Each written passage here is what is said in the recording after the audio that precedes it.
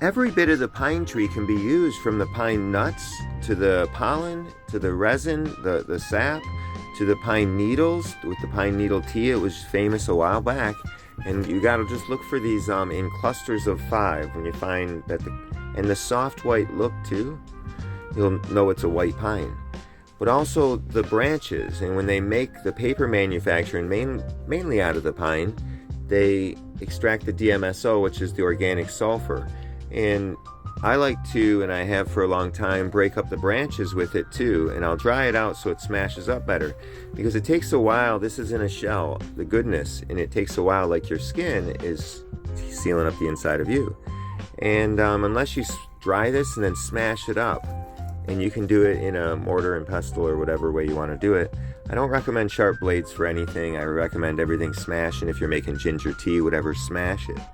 And so when you want to put a lot in your teapot, and I don't like any type of electric, wood actually, or gas is a natural fire. Any type of electricity denatures. And so it changes the structure of the water, and you got to work harder for your heart to change back the water now and make it natural. So anyways, you want to use a lot in your tea of the pine needles. You also want to break up a bunch of these pieces, because this is what contains a lot of the good stuff in the little bark, in the wood, and in a little bit of the fat wood if you can. And if you're using an Omega 800, you want to juice these early. You want to pick stuff early in the morning, because the goodness goes down into the ground as the sun comes out. It gathers the sun's energy and chases a lot back into the root system. So roots you want to pick at in the daytime if you're mainly after the roots. But anything above, any leaves, any fruits are day and morning. You can pick any time of day if they're wet fruits. And sometimes in the bright sun is the best. For the mulberries are coming up. Oh, I can't wait. Back to the tea.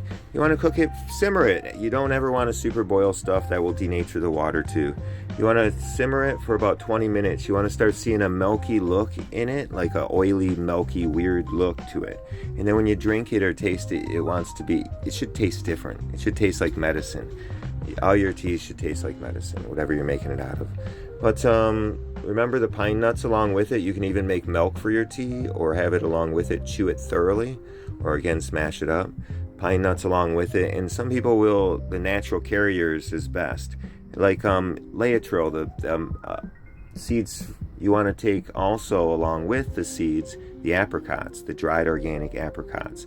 And even if it's like 4 seeds to 1 dried apricot, you want what it originally came in, and DMSO originally came in pine trees for paper manufacturers, and was concentrated down. And it won't affect you much if you're already getting a lot of sulfur in your life from things like garlic's a medicine, but onion is a medicine and a food. Things like cabbages and stuff. There's certain families of food that have a lot of garlic, or and anybody that's checked out anything in depth with Dr. Sebi will see the importance of sulfur and carbon, in our diet and around in our life.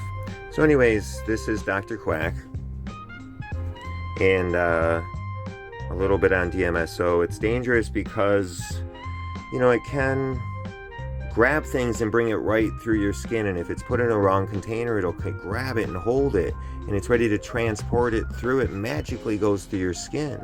So there's reasons why they made it illegal, because improperly used, it's a concentrated form. But if you're daily getting different types of teas of it, a natural form of it, just like if you want natural form of MSM, you walk in the morning dew with your bare feet. And with good, stop using the synthetic socks, because then your skin can't breathe. You want the good, you want the bottom of your feet to breathe. And your skin system will shut down the more polyester you're using in natural fibers. So I'll keep it under 5 minutes, just because there's so much on these subjects, so much. But there's also dangers, because it dries you out really fast. It'll dry out your skin, it'll dry out your intestines if you take too many drops of it. Check out, it's called a book called Cancer Solutions, and it gives more than just DMSO, but a bunch of things in the same family. And it's from Vance Farrell at Harvest Time Books in Tennessee, and it's called Cancer Solutions from Vance Farrell. And it'll give the whole protocols on DMSO and give way more descriptions than 5 minutes can do. Thanks.